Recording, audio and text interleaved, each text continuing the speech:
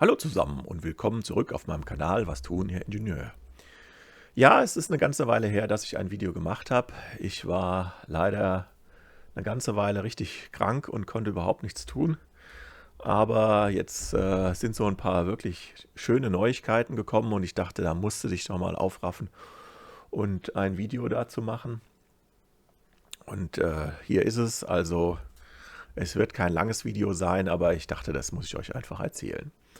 Und zwar geht es darum, dass meine Box ist ja die 7590, also eine der ältesten Boxen. Und die hat ja jetzt mit dem Firmware-Version 8.20 eine relativ neue Firmware bekommen. Und alle anderen Boxen waren weiterhin in der Entwicklung geblieben. Das heißt, da gab es für die anderen überall Laborversionen. Nur bei meiner Box war dann eine finale Version erschienen. Die war dann eben nicht mehr Labor, sondern die war dann schon eine offizielle Release. Und ich dachte, gut, das war's jetzt. Die haben jetzt all das Ding auf den neuesten Stand gehoben und irgendwo bleibt es dann dabei. Fertig. Aber, ne, es geschehen manchmal Zeichen und Wunder, vielleicht gerade zu Weihnachten. Es gibt eine Laborversion für meine Box, das heißt, sie ist jetzt wieder in der Entwicklung. Und die Fehler, die ich inzwischen so gefunden habe, die werden jetzt vielleicht auch korrigiert. Es waren nämlich einige Dinge, wo ich gesagt habe, ach schade, dass das jetzt so ewig bleiben wird. Okay, wir gehen die jetzt mal gemeinsam durch, was da so alles neu gekommen ist. Und wie gesagt, ich mache das ganz schnell, das soll ja nicht langweilig werden, aber ich glaube, für die meisten ist es schon interessant zu erfahren, was jetzt wieder da am Machen ist. Bei mir hat sich auch einiges geändert, was meine Netzwerktopologie angeht. Ich habe mir nämlich jetzt diese Fritz Repeater als Set gekauft. Ich hatte das ja in einem Video erwähnt, dass ich das vorhabe, wenn die Preise dann sinken. Ich bin da auch lange hinterher gewesen, dass ich das an einen günstigen Preis kriege, und tatsächlich gab es dann irgendwelche Black Weeks, wo dann mal die Preise gefallen waren. Also ich werde hier nicht konkret über Preise reden, weil dann muss ich das wieder anmelden und dann ist das YouTube-Werbung und bla bla. Also jedenfalls, ich habe die günstig bekommen. Ich habe 3 Stück für den Preis von 2 gekriegt, wenn man den Listenpreis angeht. Nur mal, dass ihr so eine ungefähre Ahnung habt, was ich dafür bezahlt habe. Okay, also was ist denn da neu? Also erstens mal geht es um die Version 8.24. Leider ist der Unterschied zu dem anderen, gibt es da keine Dokumentation für. Die haben jetzt einfach angefangen, die 8.24 und was sich da verbessert. Da kann man bei den anderen Boxen so ein bisschen nachlesen, was da so an Dingen sich geändert hat, weil meine hatte ja ein finales Release und da war dann kaum noch Dokumentation dazu, an was die gerade arbeiten. Okay, also die eine Sache, das ist mir nicht aufgefallen, dass die Bedienung der Zeitpläne für die Kindersicherung in kleinen Displays nicht gut zu lesen war. Ich benutze das Ding eigentlich immer nur am PC im Browser und da habe ich einen 4K-Monitor, da ist ja nichts klein. So, und dann war die Abbildung vom Ausfallschutz im Online-Monitor war nicht korrekt, also den Ausfallschutz. Da wird jetzt auch noch ein Video kommen. Da gibt es nämlich jetzt nicht nur die Möglichkeit, dass man den Ausfallschutz realisiert über eine Fritz SIM-Karte, also diesen Dongle, sondern da gibt es jetzt noch viel mehr Möglichkeiten. Man kann also einmal an ein USB ein externes Gerät anschließen, was auch wie auch immer da Internet bereitstellt. Und, besonders coole Lösung, man kann das WLAN vom Nachbarn benutzen als Zugang zum Internet. Natürlich nur, wenn der damit einverstanden ist und einem da die Zugangsdaten gibt, das ist ja wohl klar. Aber man kann sich quasi so eine Community bilden, weil ich habe zum Beispiel einen ganz anderen Internetprovider als mein Nachbar. Also es wäre durchaus eine gute Idee, sich da abzusprechen und dann hat man doch eine höhere Verfügbarkeit für den Fall der Fälle. Gut, dann gibt es für verschiedene Browser jetzt hier noch Anpassungen. Und das ist mir aufgefallen, bei diesem Konfiguration des Ausfallschutzes war gar nichts für ein IPv6 zu sehen. Und da die meisten Zugänge inzwischen über IPv6 laufen, kam mir das schon komisch vor, dass ich da überhaupt nichts konfigurieren kann. Scheinbar ist das hier verbessert worden und geändert worden, das ist denen dann auch aufgefallen. Außerdem geht das jetzt, dass man eine feste IP-Konfiguration dahinter legt für den Ausfallschutz. Ich denke, das ist auch eine wichtige Sache, weil gerade bei Ausfall sind viele Dinge wie der DHCP vielleicht nicht verfügbar und dann braucht man eine feste IP. Also, dass man das dann gar nicht konfigurieren kann, das war natürlich dann schon ein Manko. Und jetzt kommen ein paar Dinge, Da habe ich erst gedacht, es liegt an meiner Dummheit, dass es nicht funktioniert. Es geht nämlich um die Bandbreitenreservierung. Ich hatte da schon angefangen, ein Video zu machen und habe dann Bandbreite reserviert, also eingeschränkt und habe dann meine Tests hier gestartet. Und dann hat das nie funktioniert. Ich hatte dann immer die volle Bandbreite und ich dachte, naja, vielleicht habe ich den Test nicht richtig angelegt, vielleicht kann man das irgendwie nicht sehen, vielleicht ist das intern gar nicht möglich. Also jedenfalls, ich habe den Fehler bei mir gesucht und habe das Video dann erstmal nicht zu Ende gemacht, weil ich gesagt habe, ich kann euch ja nicht zeigen, wie das funktioniert, wenn es bei mir nicht schon läuft. Und ja, es liegt gar nicht an mir. Also das war wirklich so, das hat überhaupt nicht gegriffen, diese Einstellungen. Hier steht's jetzt. Gut, dann werde ich mich da wieder dran machen, wenn das jetzt endgültig installiert und funktioniert. Okay. Und in der Übersicht bei WireGuard, da war auch so ein IPv6-Problem, das habe ich gesehen. Es wird jetzt bei mir auch noch eine kleine Serie über WireGuard geben, weil bei WireGuard hat sich auch was Tolles getan.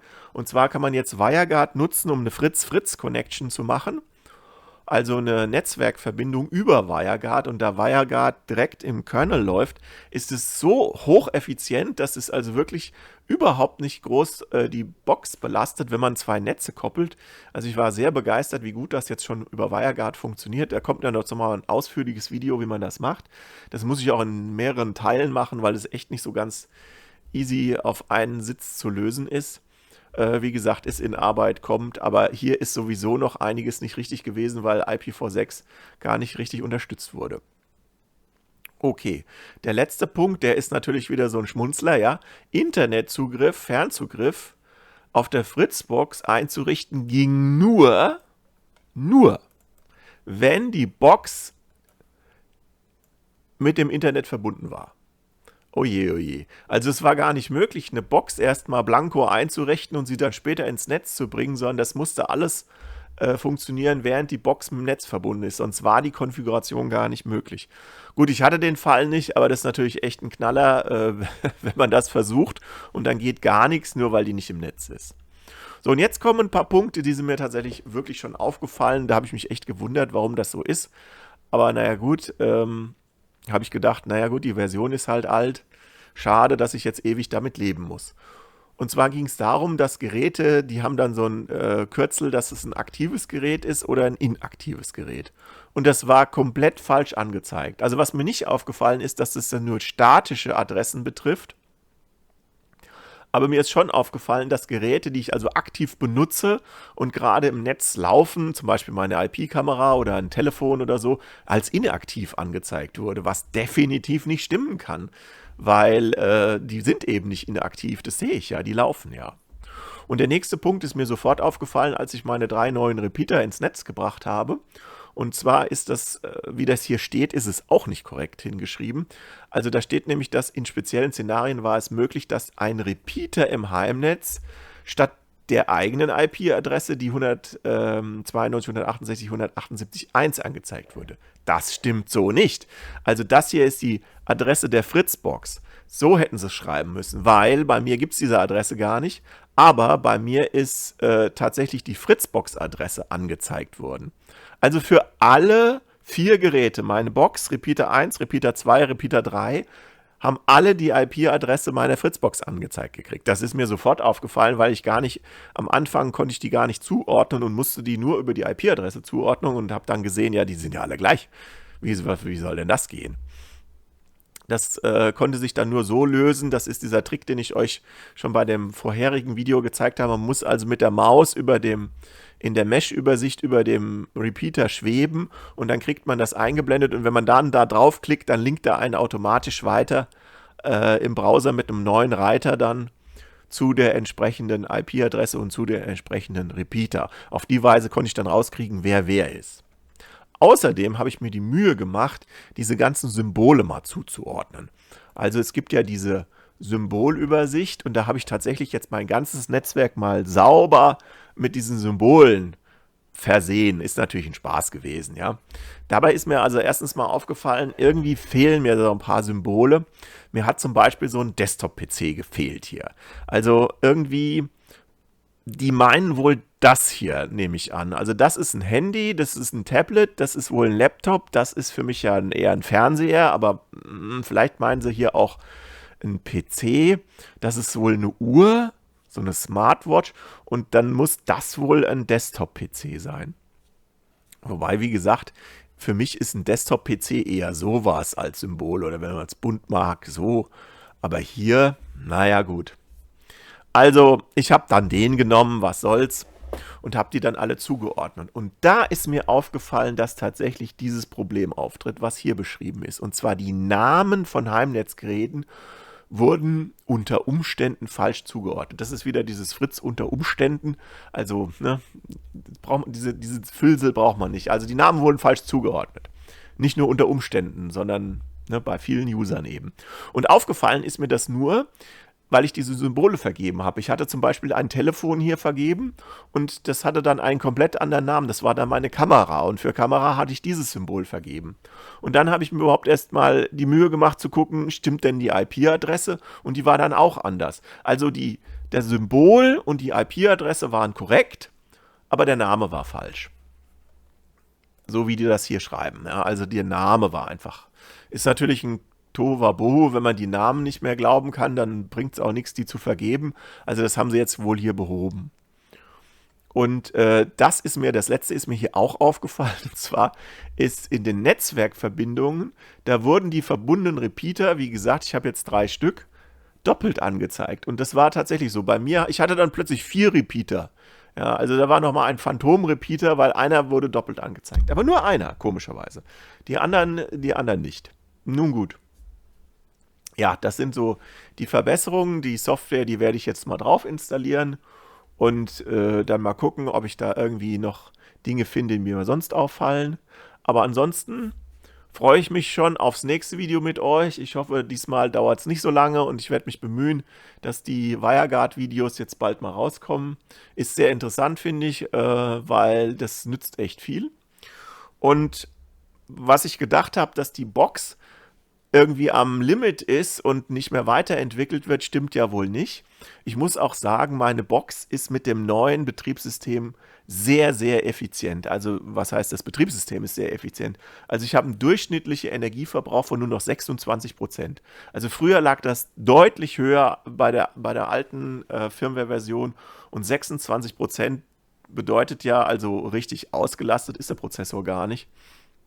So dass der ja gar nicht mehr weiß, wie die ganzen Aufgaben lösen soll, obwohl ich, wie gesagt, recht viel mache und auch eine ständige also LAN-LAN-Kopplung mit einem fremden Netz habe und da sehr viel passiert, was Verschlüsselung und so weiter angeht und mein Netz ist insgesamt auch recht groß und das muss alles die Fritzbox handeln. Aber dennoch, viel Energie braucht sie dazu nicht. Natürlich ist es so, verschiedene Hardware-Features, ja, was Wi-Fi 6 und so angeht, hat sie nicht. Irgendwann wird es natürlich dazu kommen, dass Fritz sagt, so, jetzt ist gut, die Kiste ist zu alt, die wird jetzt nicht mehr verwendet. Aber ich bin echt happy, dass sie jetzt wieder in der Entwicklung mit drin ist und ich da euch vorstellen kann, wie das bei mir im Gerät dann auch live aussieht. Außerdem ist es so, dass meine Repeater, also dieses Set heißt ja 4200. Ich weiß nicht, wenn ich hier draufklicke, nee, also gut. Das heißt 4200, aber in Wahrheit befinden sich ja da tatsächlich dreimal ein 3000er Repeater dahinter. Warum sie das so gemacht haben, weiß ich nicht ganz genau. Ich dachte erst, sie haben einfach dreimal dieses Gerät in so einen Karton gepackt und haben da jetzt Set draufgeschrieben. Das ist aber nicht ganz richtig. Also es ist tatsächlich so, diese 3, die gehören wirklich zu einer Familie und die haben lustigerweise alle dasselbe Default-Passwort. Also da ist auch nur so eine Karte dabei und das Default-Passwort beim Zurücksetzen ist für alle 3 gleich. Das ist also schon was Besonderes. Die sind also irgendwie schon miteinander verbunden.